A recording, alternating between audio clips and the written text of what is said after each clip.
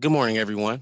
Welcome to Automation Alley's virtual tech takeover. I'm Seta Sykes, Automation Alley's account manager. This tech takeover is brought to you by one of our foundation members, Manpower Group.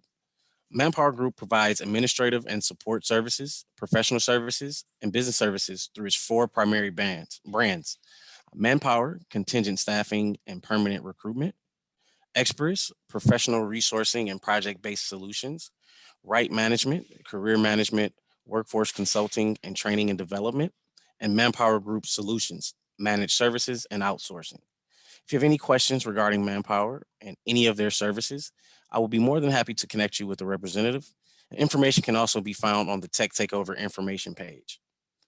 Most Wednesdays, we host these member led Industry 4.0 focused sessions via live stream. This week's topic: accelerate your digital future in vehicle performance with Tata Technologies. I'm pleased to be joined this morning by your speakers today: Frederick Ross, Director of Automotive and Transportation for Simcenter Solutions, Siemens Digital Industries; Ankur Kumar, Simulation Specialist, Product Lifecycle Management Solutions, Tata Technologies; and Steve Sliger, Product Manager for US and Mexico, Tata Technologies. We will be doing a Q&A at the end of today's presentation, so please use the Q&A function at the bottom of your screen to ask questions. Thank you. And I'd like to now welcome our panelists. Hello, welcome to our webinar. So I'm Steve Sliger, just going to be doing a brief intro here. Fred and Encore will be providing the technical part of this presentation. So we have a series of webinars that introduce a technical overview of the high-value Siemens software solutions. We typically have a webinar every Tuesday, once a month, on various topics. The topics that we present vary from NXCAD to NXCAM, Teamcenter, FEMAP, and Simcenter, and also Tech-O-Matics. When we do our Tata Tech Talk Tuesday webinars, we also use Zoom. We ask that you put the questions in the Q&A window as you have them, and we'll answer those questions at the end of the session. And thank you for joining. A little bit about Tata. We've been a platinum level partner for over 20 years. We're a smart expert in NXCAD, CAM, FEMAP, and Teamcenter. Now I'd like to turn over the technical presentation to Fred. Thank you very much for the introduction. Let me start off by introducing myself a little bit more. I started off with simulation now over 30 years ago. It really started in 1989, and it was really a vision of a customer who actually came to us and was asking, with his vision, he wanted to be able to detect thermal failures before the first prototype. Now in the 1990s, that's exactly what we did, was we helped them through simulation be able to detect thermal failures so they didn't need to do early prototypes in the design. And that literally saved them billions of dollars not being able to build hardware for this test. It also helped them reduce their turnaround time to be able to bring new innovative ideas out quicker in those areas. Now, about 5 years ago, our company got purchased by Siemens, and it really was this digital idea about how you can actually replace these physical prototypes with a digital environment itself. And that's exactly what our topic is today, is taking a digital twin, a more comprehensive one, to understand how that vehicle performs sooner in the design cycle, bring new innovative ideas out faster to the market itself. So if you step back and take a look at some of the trends that we're seeing in the automotive market itself, these most people are all aware of. You see it in the news all the time, especially the first one, where you're talking about vehicle electrification. Today, you almost see electric vehicles every day. Tesla's very much on the market. All this is about to drive down emissions and meet government regulations to be able to have a cleaner environment. Another key trend is globalization. You're designing vehicles today, not just for the US market, but for the world market. So for example, with a Tesla, you also see it in Asia, Europe, just like all cars. The challenge there is that you need to be able to adapt to the local government regulations as well. Another key trend is brand identity. This is really how one competitor differentiates himself over another. And it's not only just the brand itself, like if you're doing a performance vehicle or off-road vehicle, it's also how you target your different personas. And a good example is having customer-centric vehicles to be able to differentiate over your customers. And I was recently, or pre-pandemic, at a customer, Jaguar Land Rovers, at their manufacturing plant. It was really amazing how you could see cars come off the assembly line every 30 seconds. Each of those cars were different. They were all custom built based on a persona, based on a customer's wants or needs. Now, another key trend is autonomous vehicles. That's also in the news all the time, but it's not just autonomous vehicles. It's also having connected vehicles or more electronics, more sensors, really for safer driving cars, and once again, for your passengers, more comfort in those areas. Now, with those trends, there are some key implications that drives, and certainly the emissions and the electric vehicles. That's been a very long going one where it's driven a lot of different innovative technology. One of those listed here is lightweight materials. But with that, with lightweight materials, you're getting better emissions, longer drive range, but you also have to make sure you don't have thermal failures, and you still have safe vehicles itself. Another is the need to be able to satisfy your different customers, is be able to front load performance, just as I mentioned with the thermal management, be able to do that before you start getting your first prototypes being built. So you're making sure you meet your requirements. And another key implication is the balancing of the vehicle performance. And I would say this is really key now when you're seeing all these electric vehicles come on the market. The part of electric vehicle is really energy management. The main downside is the drive range. And really what you're doing is you're playing around with energy management, balancing the drive range, passenger comfort, electronics in the vehicles, cooling of the batteries, for example, your charging system. To really get the performance that you want for your vehicles, it's really about balancing the performance to meet the requirements for your design. And the top of this is adapting these new technologies quickly. How do you validate these? How do you test these before that first prototype in those different areas? And that's what we're focusing on today, is with the digital twin itself. Now, I like the first slide on the left there.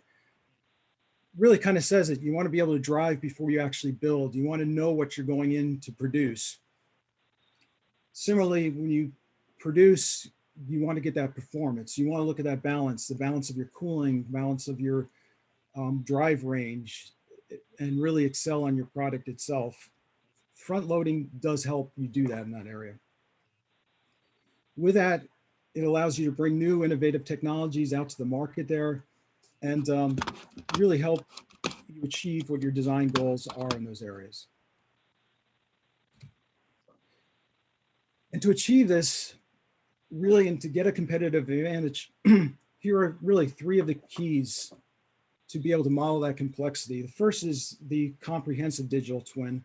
I talked about the thermal management as being one, but you need more comprehensive. You need to be able to handle noise, vibration, durability, a lot of different areas to be able to make sure you get the performance you want out of your actual vehicle itself. Another key is personalized, adaptive, and modern methods. Now, I'm not talking about personalization of your actual vehicle itself. This is more about your simulation methods, the way you go from your CAD to actually results. Each company, each people, they have their own goals to actually get better designs itself. You need software that can adapt to those needs and be able to model and simulate to make sure you're making your requirements themselves. Third area is flexible, open ecosystem. As I mentioned with the comprehensive digital twin, I've talked to some OEMs, and when we talk about key performance indexes when they build a new vehicle, we're talking about thousands. And really, there's no one tool. I would love to say this is all done with the Simcenter tools and the Siemens tools, but in reality, you're talking about thousands of different key performance index. You need to actually have a flexible ecosystem that be able to have these different groups be able to talk to each other, to be able to look at trade-offs as you move forward in those areas itself. So those are three of the key areas. What I want to do is show how those apply in some of these different industry solutions that we're working on to make your comprehensive digital twin itself. Now, each of these topics are probably a session themselves. They can easily go on for an hour itself. Today's goal is really to give you an overview. Certainly ask questions as we go along, put it into the Q&A area itself. We'll try to answer as many as possible. If there's interest in some of these areas, we can do later time, go into a deeper dive in those areas. Some of them, like the NVH and strength and durability, I'll go a little bit more about in the details of the actual method behind there, but you can see how it's repeatable and how it's used as part of the vehicle performance engineering itself. So if we take a look, first one is NVH. This is another area where Siemens has actually been doing for over 30 years. We've been working from all the way from test to measuring the data off there, sampling the data for noise and vibration, to be able to do simulation in those areas. Now, this is a nice slide to kind of summarize when you look at the key aspects of NVH. First, you have to find the source of the noise, or model the source of the noise, or test for the source of the noise. For example, road input, your tread hitting the actual ground, the noise of your engine or exhaust or transmission. The other key area of NVH is then the transfer model. How does that noise source transfer to wherever you're trying to look at and whatever you're trying to optimize? Most of the time where we're talking about the cabin, for example, it's traveling to the actual person itself in those areas. And then receiver is actually the measuring of those devices. So what is the comfort? What is the person realizing when they're driving? What do they feel for vibration? What are the noise levels that they actually do? So there's the three key areas of the NVH area itself. And where you're seeing, this is really a customer satisfaction that we're looking at with these acoustics. It's not usually regulations itself, but it's becoming more important though, as you're going from electric vehicles, or you're moving from combustion engines to electric vehicles itself. In the past, if you looked at combustion vehicles, what you can see on this chart is the different ranges, but also if you notice the size of the box. If you look at the size of the box, most of the noise was coming from the engine in the past. The tire noise was smaller. You wouldn't really realize it as much. It's not as critical. And the same thing, wind noise wasn't as critical then. As you move over to electric vehicles, the noise changes. Now what you're seeing is that road noise also becomes more important because it becomes more prevalent for the person who's actually driving the actual vehicle. And the same thing with wind noise is going up. You also have noise of the powertrain, the inverter, as well as the motor. And there's a lot of other noises that now are coming into play that were never around before. So it's actually becoming increasing where we need to look at more of these noise sources in those areas.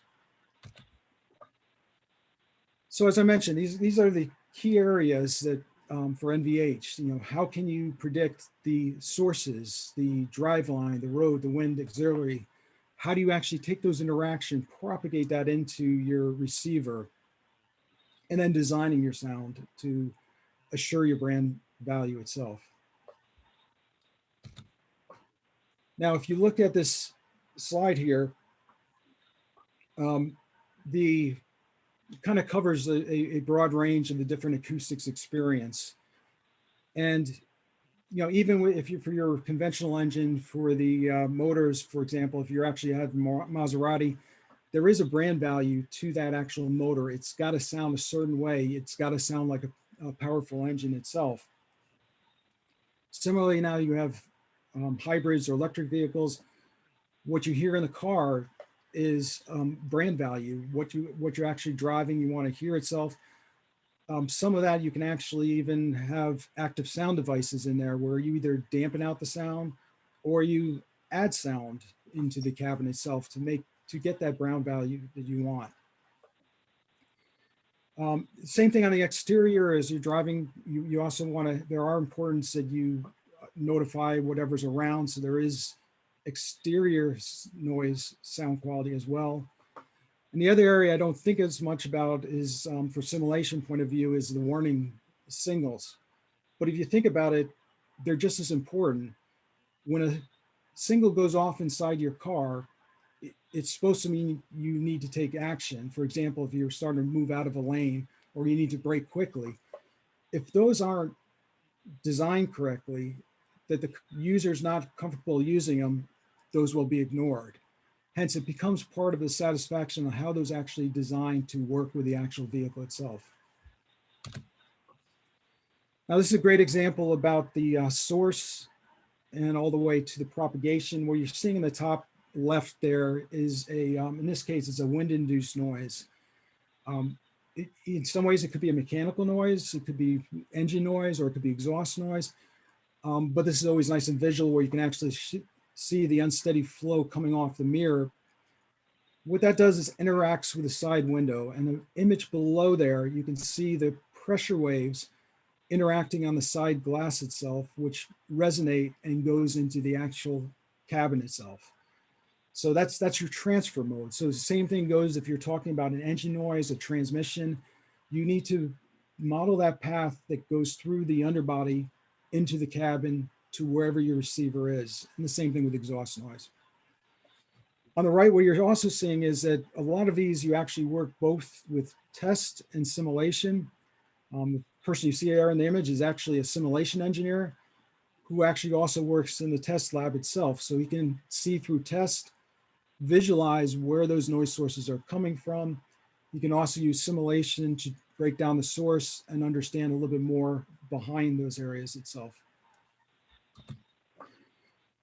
And that's what you're basically seeing here with this image here. If you look on the bottom left side of the image itself, you can see the noise source, in this case, looking at the tire. There you can use, the best thing to do is actually use simulation, not simulation, but test to actually run a test on the tire to be able to determine the tread vibrations or tread noise. Then you also bring in the different systems. That's why it's mandatory. You need to know how that propagates into the steering, how it propagates into the suspension, how that interacts with the sources coming from the engine itself, all going into the cabin. Now, I said before in the beginning that this is a lot about balancing different attributes too. What you want to do is you want to actually reduce vibration, reduce noise. Simultaneously, you want to make your vehicle more efficient on driving, or lightweighting, for example. You want to make sure while you're lightweighting that you also do dampen the sound still in those areas. Similarly, you want to improve the aerodynamics. Meanwhile, you also want to reduce the wind noise being generated. You can do active sound in the cabin, or simultaneously you want to be reducing the pass-by noise itself.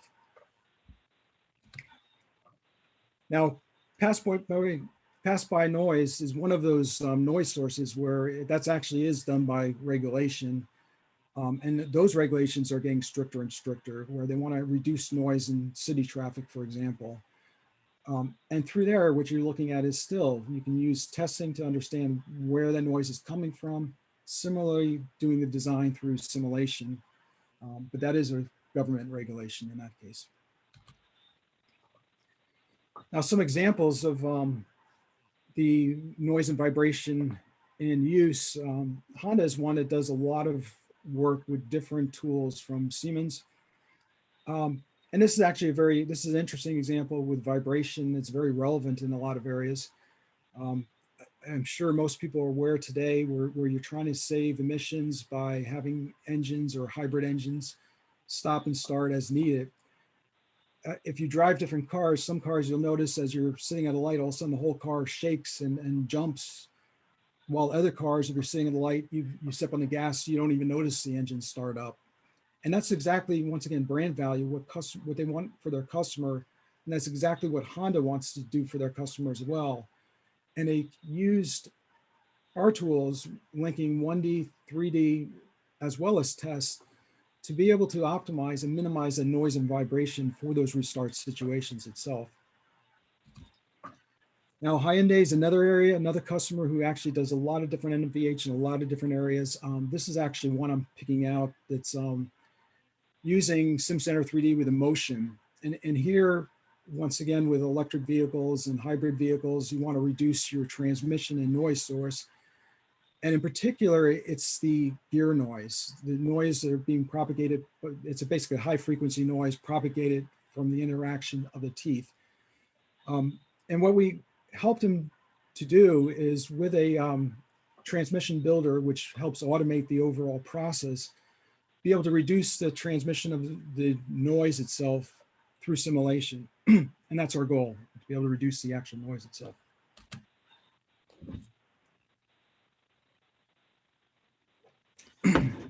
So another good example, sorry, losing my voice a little bit. Another good example is even suppliers. Suppliers need to design for the OEMs to meet their needs too. In this case, we're looking at power steering. The power steering needs to be smooth from vibration as well as noise. And even there, it's a combination of helping building a NVH steering system bench, also going with simulation to help design it, working both together in those areas. Vehicle dynamics, I'm not going to go as deep into vehicle dynamics. Some of the methods are same as strength and durability. But what the driving dynamics is really, once again, it's a customer satisfaction. How does the customer feel under different situation and how it actually handles through the vehicle itself? So if you look at this, it's being able to drive and look at different road conditions, be able to do the simulation, and you do need tests here to understand how it actually feels, but to be able to capture those into simulation, either using system simulation to capture the different systems working, to capturing the motion, to be able to capture the terrain and relate that to a drivability area itself. So part of it, as I mentioned, is it's a learning experience where you do need test data itself to be able to measure, go through simulation, drive on different conditions, get ratings from different drivers, be able to take that then to simulation, create your digital twin. And this is where the vehicle performance engineering comes in, be able to really model the different aspects of the vehicle on how it would perform in different situations of those different areas. Good example of that, once again, is looking at how tests going to these driving situations. BMW has some good examples, how they use this on driving, on handling itself. What you're seeing here on the bottom right is it's not just a truck. There's on the bottom there, you can see a tire that's mounted to the bottom of the truck belly itself. The purpose of that is actually to be able to take that truck and drive it in different terrains, snow, sand, dirt, wherever, and be able to measure the attributes of that tire, take those attributes, put it to a more of a system simulation where you can do more real-time evaluation of autonomous systems and looking at different drive conditions itself. And this is another customer that does a lot of the NVH, looking at it, relating very much to test all the way to simulation, being able to take the different components, measure it, bring that in to meet the requirements for the NVH itself. Energy thermal management, I mentioned the electrical system, the electric vehicles. Part of that is really balancing where you actually use your energy in those different areas. And when you look at energy management, it always stems all the way from understanding with the front loading where you can actually, where the energy is going, understand your systems, understand the architect of the actual vehicle itself and how they work before you start laying out the actual hardware itself. And then it's a trade-off, balancing the cooling system to the passenger comfort to drive range.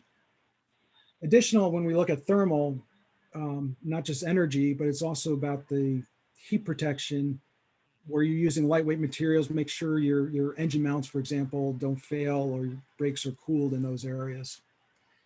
Now, another critical area here that's really growing with vehicle electrifications as we put in powertrains, when you take a battery pack or electric motor, a lot of OEMs, they don't necessarily get the requirements they originally designed for. And a lot of times that's driven by how it's actually integrated onto the vehicle itself.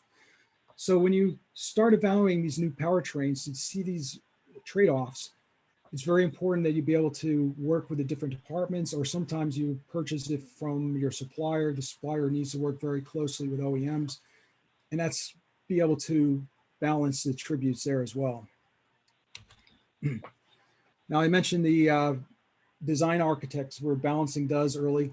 In some ways, the system simulation, a lot of what I'm showing today, like the NVH was one of the areas, the driving and durability, a lot of them, you have to understand how the system's working, and that's why the design architect becomes often important. There we do the early trade-off designs where we look at the driver comfort, we look at the emissions early on. We do trade-offs when it's very quick with the simulation. But as it matures, that's when we want to actually look a little bit more detail and be able to look at the thermal environment itself. I'll mention controls a little bit later, but it's able to look at the subsystems and look at when those fans, for example, should turn on. What is the thermal environment going on? How is it behaving with the different flow characteristics? In addition, not only about looking at steady flow going through there, but be able to look at like what happens with a wind gust or going different angles. And so you can see a slight tailwind throws it into a different thermal environment. So understanding more of real world effects to look at your drive systems itself. Now, some good examples of this designing vehicles, and this is a great example of the design architect, where you can easily plug and play, choose your battery system, your motor system if you want, or your electric engine. And you can actually configure hundreds of different vehicles very quickly within a week in that sense. And customer like Renault, that really shortens their time to market to be able to say, these are the requirements. Okay, this is what I need. Let's go and start putting together an actual vehicle itself. And this is another key aspect, like when we're talking about the heat protection, how we're reducing the physical prototype.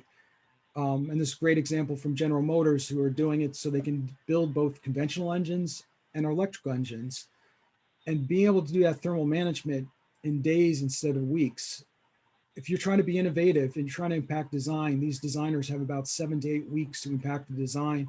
If your simulation takes 7 to 8 weeks, you're not impacting the design. It's about automation, getting it down to days. And this is looking at those components, being able to take that powertrain from the powertrain group, put it into a vehicle, evaluate it inside the actual vehicle in those areas.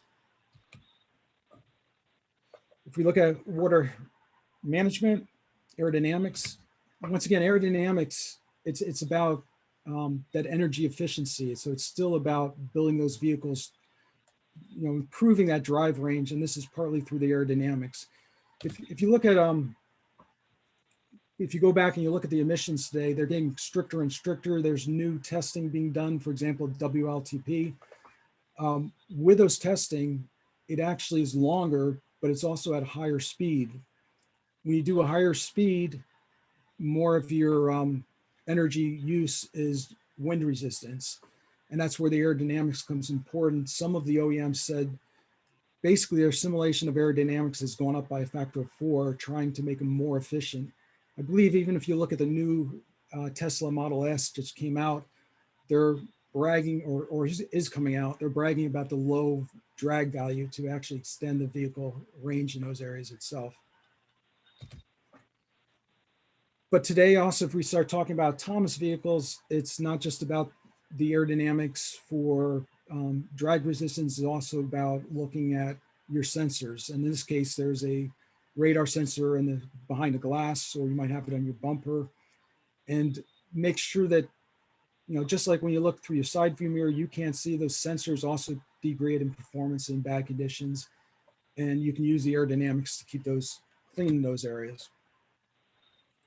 This is another example where you're looking at importance of multi-attributes, for example, where you're looking at the pressure of water, first with the motion of the vehicle, how it impacts the actual vehicle, and the vehicle will pitch when it hits the water.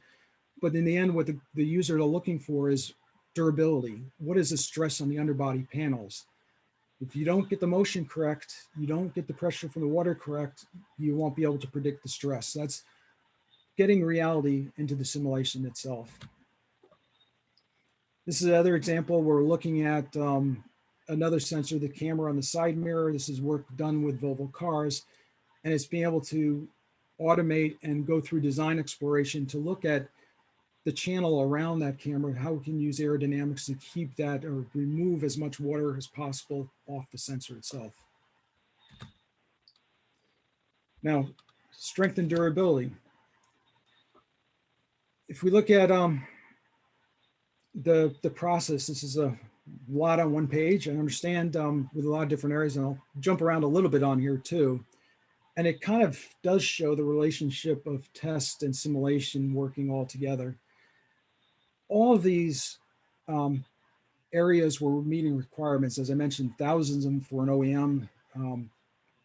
You'll start off with your market requirements, and depending on your vehicle, if it's a performance vehicle, it'll be different than if you're doing like a SUV, for example, or you're doing a off-highway vehicle itself.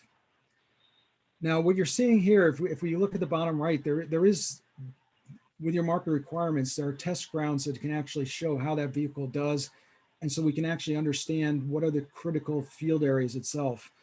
Now, how test falls into here is taking those critical field scenarios, feeding that into your middle area here, the market load correlations areas, to be able to drive then simulation. And that becomes the driver for your digital twin, where you're seeing then you take those loads and you apply it on your vehicle, suspension, and look at the handling. So if you look at the flow diagram, what we do need is a test fleet. We do need those test conditions that feeds into the simulation. We at Siemens, we even have some test labs and to look at the vibration shaker areas to test that and compare to the simulation. And then you go out to the proving grounds. And once again, it can feed back into building more operational loads as we find out new issues and for future market areas itself. So here's an example. This is a vehicle that Siemens itself does work on, an electric vehicle. Just we use an example where we can prove the energy efficiency as well as durability. And what you're seeing here is that exactly as the other slide shows, we're taking it to some test tracks, measuring the durability, measuring the forces on the actual suspension and the different roads to set our targets in those areas itself. From that, then we take that simulation and we can bring it into using our motion control and look at the stresses on the vehicles as it goes through that drive pattern. So take that road condition that we did before, bring it to simulation, understand the forces, in this case, looking at the stresses of the different joints in those areas, and be able to look and improve the durability on the vehicle itself. Now, we mentioned in the beginning, lightweighting designs as well as being critical, and that's also critical to durability. Part of the structure where we're looking at fatigue and stress as you go on a lightweight, this body can be built of hundreds of different materials, if you've ever seen different variants of it. But part of it is, once again, almost like the thermal management, being able to go from weeks down to days to be able to look at this with durability, how to automate it. And actually what you're seeing on this video is looking at the weld joints, because if we're talking durability, it's you need those connections. And what the video is actually showing is automating the weld joints to be able to move from weeks down to days to be able to evaluate the durability of the body and white in this case. Now, newer area is the generative design area too, which once again is looking at durability. In a lot of ways, it's a very exciting area because you can actually speed up the design and actually build lighter weight structures. And that's kind of what you're seeing on the left side there is an old mount for an electric motor. And then from that, you can actually build a lighter weight mount for it. But then you can build it by just printing with additive manufacturing. Now, the key challenge here is that, I mean, it's great because you can automate that, you can build it quicker, but you also have other challenges when you talk about durability, like the process as you're doing additive manufacturing, any flaws as you're printing it up, and how does that affect the durability? Or the machine finish, for example, it's not completely smooth all the time. How does that impact your durability? And that's where we're also adding in now machine learning as well as AI to be able to take the simulation here and see how it impacts even with additive manufacturing to make sure we do get a reliable, lighter weight structures in those areas itself. And with that is it's a lot about understanding material. This is one example of material where you can see the fiber direction and working with suppliers to be able to understand fatigue stress as it's going through these different vibration in those areas. Fiber orientation, fiber stress is one area. There's a lot of different materials and a lot of different material libraries that we're working with in order to be able to come up with these new lightweight materials and look at the durability in those different areas itself. Now, this is an example of, once again, those test rigs for looking at durability. I'm not sure where this lab is. We have a couple of these labs where we can actually look on the shaker area and measure with the SCADA system data acquisition, feed that into test lab to actually compare to the simulation in those areas itself. So that's partly what you're seeing is on the road, but we also have the shaker tests that we're actually doing to compare with simulation as well. Now, safety area. I'm not going to go into the whole safety area where we're doing a lot of the autonomous work. What you're seeing there is on the right, all the way from the controls to the simulation itself in those areas. But in reality, what this is still drives most of when I talk about vehicle performance engineering, it's how the actual vehicle performs. When you go to a autonomous vehicle, you actually need to have that understanding of how the actual vehicle is performing on the road itself, those weights, the suspension, the braking, the way the controls. And this is just an example with a video itself where you're looking at those drive scenarios. As you go to autonomous vehicles, you might have different configurations for your seats. So you need that virtual environment to understand how is this going to impact the actual vehicle. For example, if the seats are different and you get into an accident. I know autonomous vehicles aren't supposed to, but it can happen. What we need to do is we need to design the seats so it's still safe for the vehicles itself. And this still relates to the whole process we've been talking all the way along there. Understanding how the motion, how the people behave in a crash. It still starts off with tests, understanding what happens to the body as it goes through there, building up a mannequin model, then being able to put that through simulation and understand how that impacts and how we can actually improve the performance of the vehicle to reduce the injury of those areas. So connecting the scenarios with the vehicle performance engineering of itself.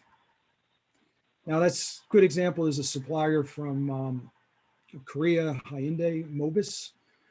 And this is where you start to look at these new smarter systems that would really take years of testing if you wanted to look at the different scenarios. Through simulation, you're talking about going from 12 years to testing done in months to look at different scenarios. And I tell you, if you drive some of these cars, as your systems are getting smarter, you can tell the difference between ones that are really responding the way you would expect them to respond in those different areas itself. Controls, once again, I'm not going to go very detailed on controls areas. It's a whole topic. I did mention a little bit earlier on. Really, with the whole presentation, a lot of this has gone with the controls in mind. So if you're talking about the engine cooling, when does that fan come on? Or you have people with active grill controls, when you actually turn them on and off to do your radiator temperature in those areas. It's also talking about multiple tools working together.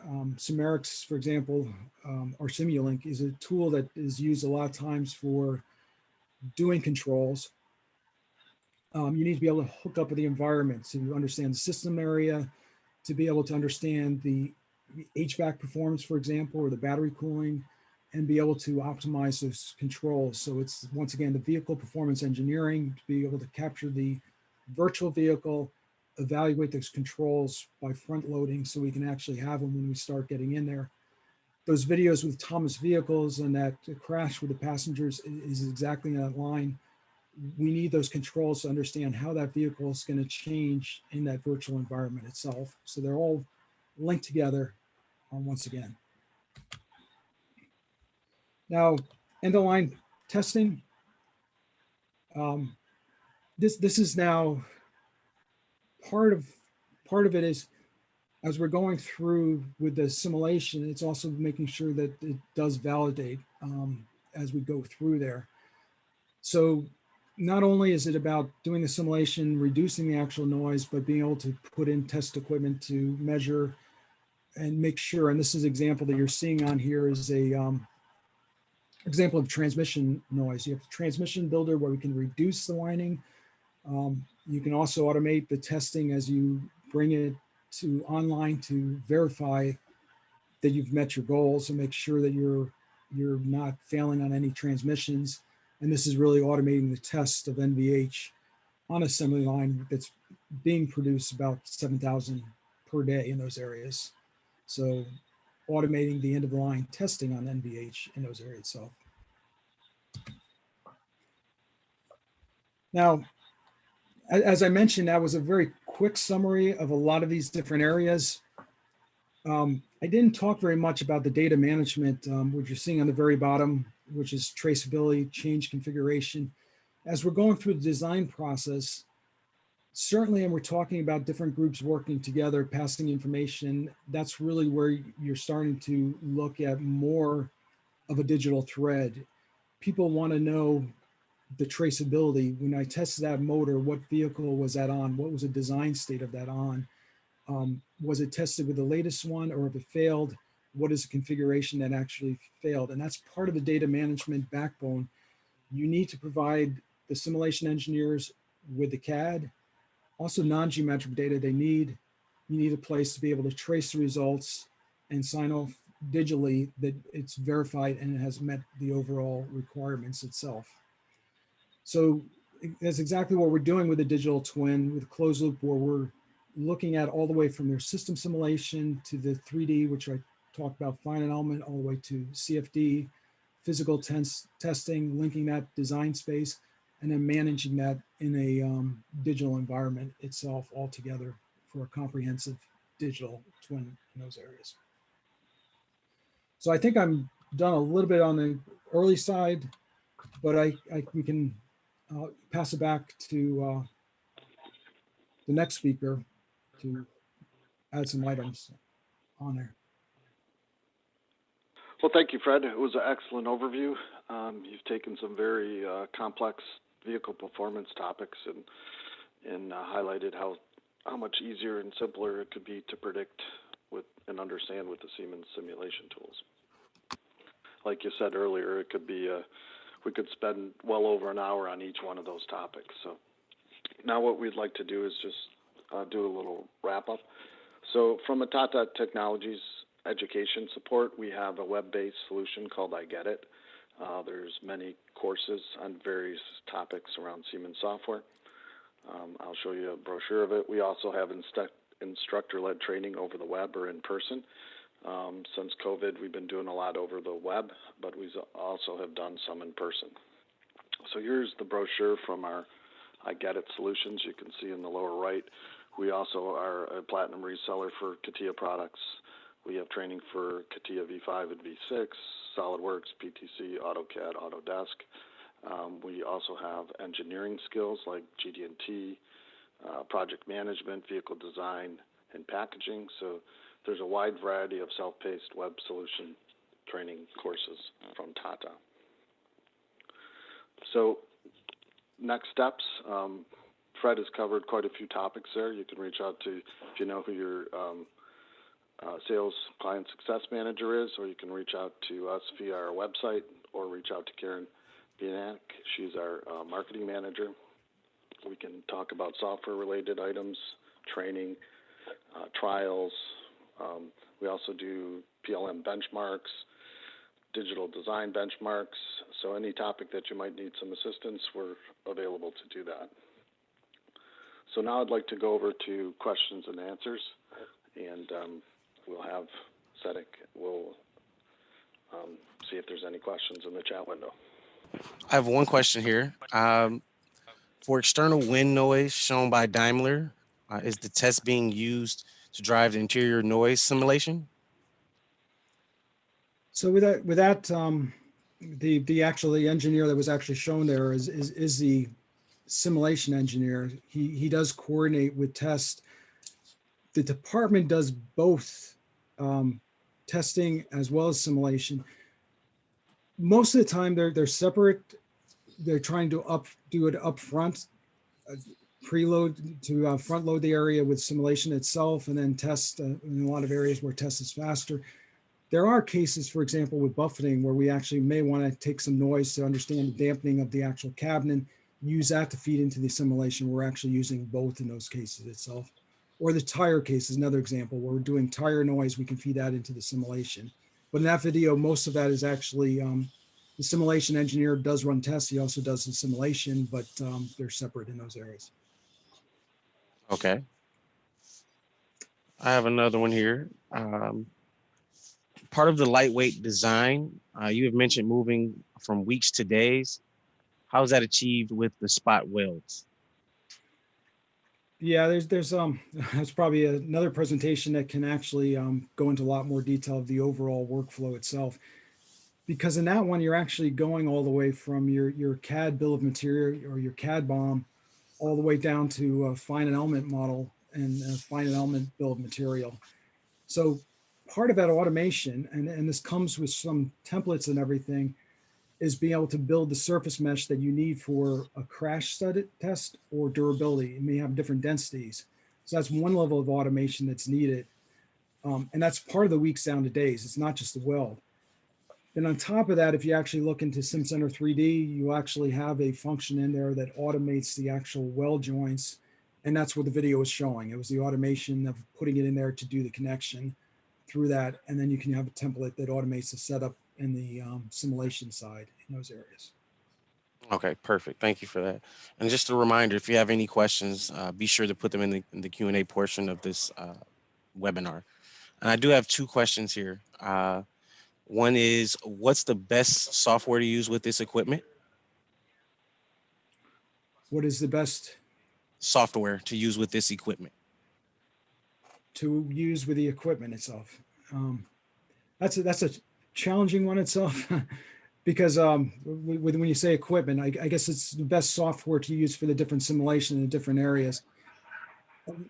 A lot of that depends on the attributes you're trying to solve. So once again, that's where, depending on your actual need, would actually depend on the simulation itself. So some of the different areas I was showing was all from the Simcenter portfolio, but there will be some areas where you're looking at system simulation with AMHUB, or Simcenter 3D where you're looking at finite element stresses in those areas, or a PL system in those areas. So there's really depends on the attribute that you're actually looking for. Okay, and another question is, does this automation work with cloud-based software? It does to a certain level. So some of the simulation can be run in the cloud because we need the computing resources. Now there is initiative that is going a lot further than that to really make the 100% cloud based simulation. But some of that I think you'll be seeing in the next year or next couple of years of those areas where you're running all your data on the cloud itself. But once again, there's a lot of applications, a lot of data being managed. It also depends on those areas of what data is on the cloud. But that is our intention, is moving more and more to the cloud. Okay, perfect.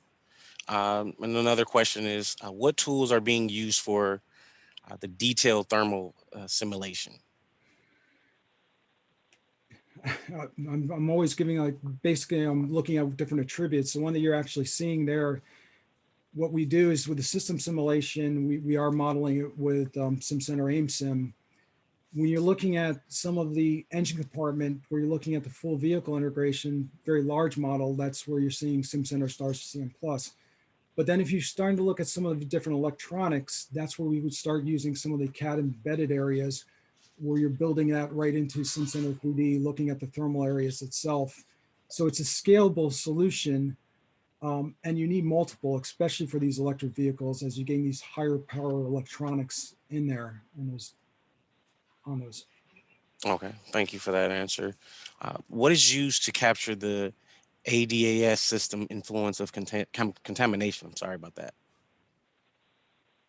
So you're looking at multiple features through soiling. I mean, part of the environment that's being captured is basically a pre-scan environment where we can simulate the actual area itself.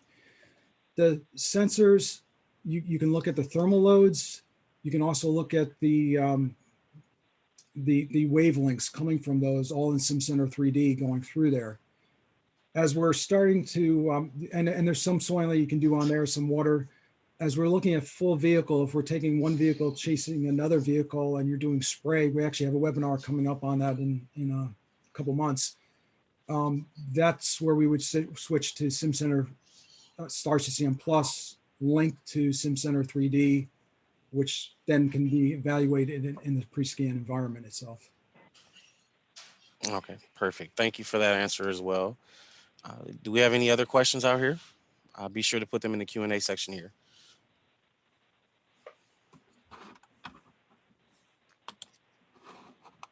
And it looks like we don't have any more questions. So I'd like to go ahead and tell thank you to Tata Technologies and Siemens, Ankur Kumar, Frederick Ross, and Steve Sliger. And also thank you to our viewers for watching. We hope you'll tune in for our next Tech Takeover on February 17th about the facilities and operations resiliency engineering with Kelly Services. And just a reminder that this event and all of our Tech Takeovers are archived on our website for your view later. And again, thank you for viewing. You guys have a great rest of your day today. Thank you very much.